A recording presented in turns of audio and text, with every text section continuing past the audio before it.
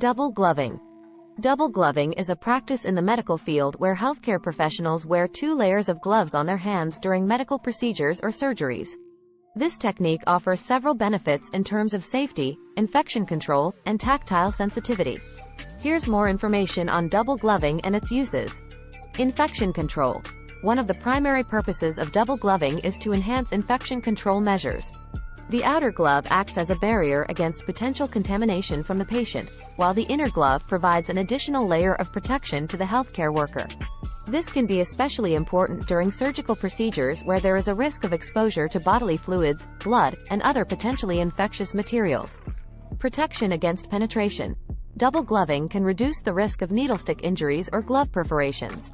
If the outer glove is punctured or torn, the inner glove remains intact, providing a backup layer of protection. This is crucial to prevent direct contact with potentially hazardous materials. Improved tactile sensitivity. Some healthcare professionals prefer double gloving because it can offer improved tactile sensitivity and dexterity compared to wearing a single thick glove. The two layers of thinner gloves allow for more precise movements, which can be advantageous in delicate procedures. Seamless transition. In case of glove changes during lengthy procedures, double gloving ensures a seamless transition. When the outer glove becomes contaminated, the healthcare worker can remove it without breaking the sterile field. The inner glove remains clean, allowing the procedure to continue without interruption. Added confidence. Double gloving can provide healthcare workers with an added sense of confidence and security, knowing that they have an extra layer of protection. This can contribute to reduced anxiety and stress during procedures, leading to better overall performance.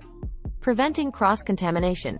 Double gloving can help prevent cross-contamination between different parts of a patient's body or between patients themselves.